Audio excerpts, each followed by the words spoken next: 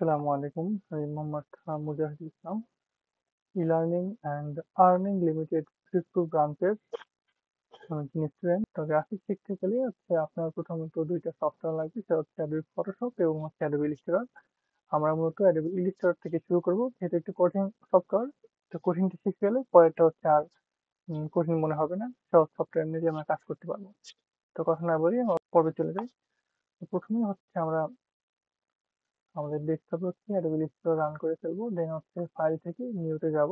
আচ্ছা, তারপর আমরা একই রাখবো এখানে।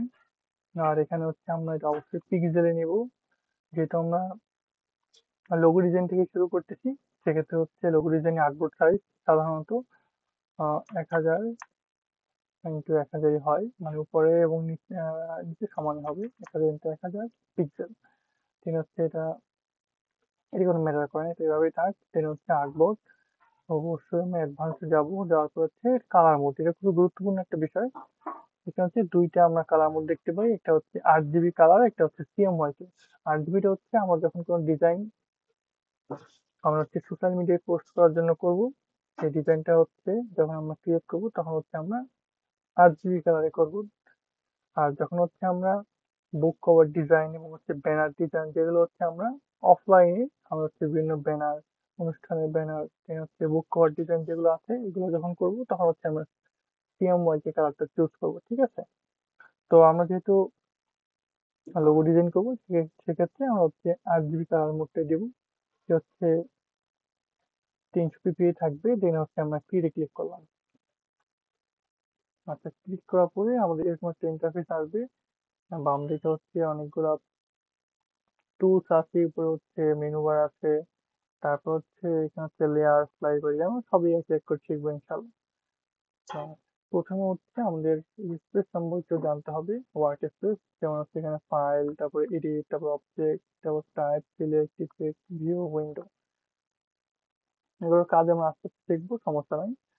আর এই পাশে আমরা যে কাজ যেটা করবো সেটা আমাদের তো গুছিয়ে নিব। হ্যাঁ, আমাদের ওয়ার্ক স্পেসটা যদি গুছিয়ে না নিই, সেক্ষেত্রে আমরা পরবর্তীতে কাজ করতে আমাদের ঝামেলায় পড়বো। এই জন্য আমরা এখান থেকে এসেনশিয়াল ক্লাসিকে যখন ক্লিক করব, তখন দেখবেন এখানে অনেকগুলো আপনার বাম সাইডে যেগুলোকে আমরা টুল বলি, সেই টুলগুলো অন হয়ে গেছে। যেহেতু আমরা প্রফেশনাল কাজ করবো, আমার অবশ্যই এটা প্রয়োজন হবে।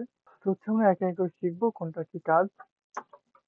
এটা সিলেকশন টুল। এর কাজ কোনো কিছু সিলেক্ট করা। ধরুন আমি কিছু একটা করলাম, এখানে আঁকলাম। তো এটা ধরবো কিভাবে, ধরার কাজে সিলেকশন টুল। এটা ধরে কোনো কিছু সিলেক্ট করতে গেলে আমরা সিলেকশন টুল দিয়ে কাজ করবো।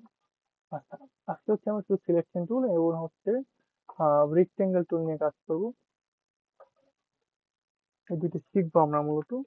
আচ্ছা, একটা বিষয় এখানে গুরুত্বপূর্ণ, সেটা নিচে এখানে দেখা যাচ্ছে এটা মূলত কি, আমরা যখন কিছু একটা আঁকবো এখানে বা এখানে আঁকি, এখানে কিন্তু 2টা কালার আছে। হ্যাঁ, তো আমরা জুম করি। আচ্ছা, জুম করার শর্টকাট অনেকগুলোই পাওয়া যায়। কন্ট্রোল, তারপর আমরা স্পেস ধরে মাউসটা উপর নিচে দিই, তাহলে জুম হয়, এবং অল্টার ধরে মাউসের হুইলটা ঘুরলেও জুম ইন জুম আউট হয়। আচ্ছা, আপনার যেভাবে ইচ্ছে সেভাবে করতে পারেন। দেন আমরা এখানে দেখতে পাচ্ছি 2টা কালার, একটা মাঝে একটা কালার, একটা পাশে একটা কালার। মাঝে যে কালারটা আছে সাদা, সেটা আপনার উপর যে এটা কালারটাকে আমরা ফিল কালার বলি। আর নিচে যে কর্নার যে চার কোণায় কালো যে কালারটা আছে, এটা স্টক কালার। আমরা চাইলে যে কোনো কালার অফ করে দিতে পারি। যে কর্নার কালারটা চলে গেছে, অফ করে দিলাম। অফ করার জন্য এখানে ক্লিক করলাম। আবার যে সাদার উপরে ক্লিক করি, চাইলে যদি আমরা এটাও অফ করি, দেন আমরা এখানে সিলেক্ট করে অফ করলে কিছুই দেখাবে না, কিন্তু এখানে পেজ একটা আছে। হ্যাঁ, শেপ একটা আছে। তা আমরা অবশ্যই কালার একটা না একটা রাখবোই। আমরা এখানে ডাবল ক্লিক করলাম, এখান থেকে যে কোনো একটা কালার আমরা চুজ করে দিলাম। এই বিষয়। আস্তে আস্তে আমরা আরো শিখবো ইনশাআল্লাহ, তখন আর ডিটেইলে দেখাবো। ডিলিট করে দিলাম। আমরা আমাদের রেক্টেঙ্গেল টুলে আসতেছি। এখানে দেখবেন ছোট একটা তীরের মতো একটা আইকন আছে। এখানে এখানে ক্লিক করলে দেখবেন ভিতর থেকে অনেকগুলো অপশন বের হচ্ছে। অথবা আপনি মাউস ধরে এখানে যদি ডান দিকে স্ক্রল টান দেন, তাহলে দেখবেন সেগুলো বের হয়ে আসতেছে আর কি। আপনার যেভাবে ইচ্ছে আপনি সেভাবে করতে পারেন। তো প্রথমে আপনার রেক্টেঙ্গেল টুল। রেক্টেঙ্গেল টুল থেকে আমরা চার কোণা বা এরকম শেপ আঁকতে পারি, চারকোনার যে শেপগুলো হয়। তারপরে হচ্ছে রাউন্ড টুল, এটা দিয়ে যদি আমি আঁকি, এটা হচ্ছে কণাগুলো রাউন্ড থাকবে, এই জন্য এটার নাম রাউন্ড টুল। 3 নম্বর হচ্ছে ইলিপস টুল, এটা দিয়ে হচ্ছে আমরা গোল আঁকবো।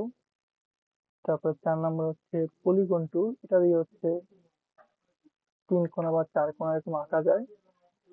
তারপর হচ্ছে স্টার টুল, এটা দিয়ে হচ্ছে আমি স্টার আঁকি। হ্যাঁ, আচ্ছা। আমার মূলত আপাতত এইগুলো, এই কয়েকটা হচ্ছে টুলের কাজ শিখবো। আচ্ছা, এখানে আমরা যখন এগুলো আঁকছি, আঁকার পরে কিন্তু এখানে কর্নারে বিন্দুর মতো দেখা যাচ্ছে। হ্যাঁ, এই যে বিন্দুর মতো দেখা যাচ্ছে। তো এগুলো ক্লিক করে যখন আমি মাউস বাটন ক্লিক করে টান দিব, তখন দেখবেন কর্নারে কিন্তু রাউন্ড হয়ে যাচ্ছে। হ্যাঁ, গোল হয়ে যাচ্ছে। সেগুলো আমরা শিখবো, সমস্যা নেই।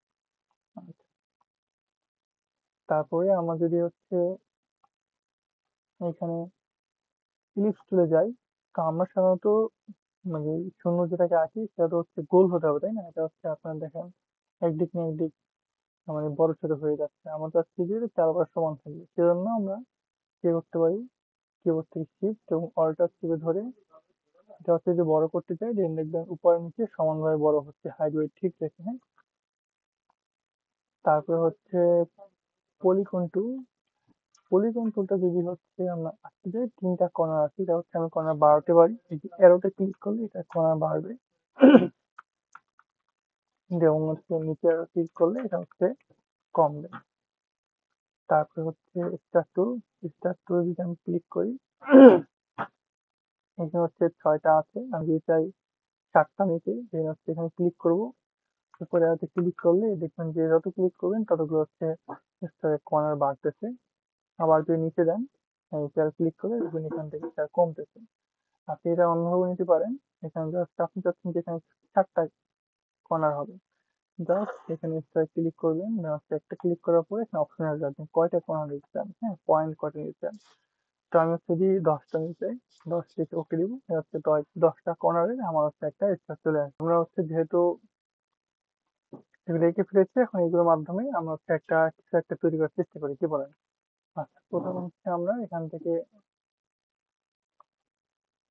যে কোনো একটা রেক্ট্যাঙ্গেল টুল নিব। আচ্ছা, কোনো একটা রেক্ট্যাঙ্গেল নিলাম। আচ্ছা, এটা কালার হচ্ছে আমরা এখানে সবুজ দিয়ে দিলাম, এটা সবুজ হয়নি, সবুজ দিয়ে দিলাম। আবার রেক্ট্যাঙ্গেলে যাবো, এখানে ইলিপস টুল নেবো, আর শিফট অল্টার ধরে হচ্ছে এখানে ইলিপস আঁকলাম। এবং হচ্ছে এটা কালারটা আমরা অবশ্যই উম, লাল দিয়ে দিব। আমাদের কিন্তু বাংলাদেশের পতাকা হয়ে গেছে। আচ্ছা, যেহেতু পতাকা হয়ে গেছে, এখন পতাকার সাথে তো বাঁশ দিতে হবে, তাই না? আচ্ছা, আমি একটু বাঁশ দিয়ে দিচ্ছি পতাকার সাথে। এখানে আবার লিখতে যাবো, দেন রেক্ট্যাঙ্গেল, সরি, তিন হচ্ছে লম্বা একটা বাঁশ দিয়ে দিলাম। একটা, তারপরে এখান থেকে হচ্ছে এটা থেকে একটু পাশে নিলাম সিলেকশন টুল নিয়ে। তারপরে এখান থেকে আর একটু উপরে উঠে দিলাম।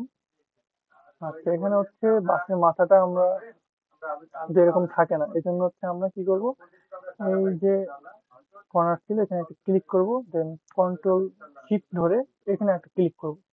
ক্লিক করে মাউসের রাইট বাটন ক্লিক করে হচ্ছে আমরা একটু নিচে দিয়ে দেবো, দেওয়া হচ্ছে মাথাটা গোল হয়ে যাবে। বাঁশের মাথা হচ্ছে এরকম থাকে না। তারপরে হচ্ছে বাঁশের কালারটা চেঞ্জ করে নিই, কালারটা একটু কালো টাইপের দিয়ে দিলাম। আচ্ছা, আর বাঁশটাও কিছুতে মানে পুঁতে রাখা লাগবে, তাই না? দেন হচ্ছে এখান থেকে আবার রেক্ট্যাঙ্গেল নিলাম, রেক্ট্যাঙ্গেল নিয়ে এখানে সুন্দর একটা রেক্ট্যাঙ্গেল লিখে দিলাম। এই, আবার সিলেকশন টুল দিয়ে বাঁকা যেহেতু হয়ে গেছে, এই সেন্টার বরাবর দিয়ে দিই। আবার রেক্ট্যাঙ্গেল চলে গেলাম, রেক্ট্যাঙ্গেল ছোট, তারপর একটা নিয়ে নিলাম।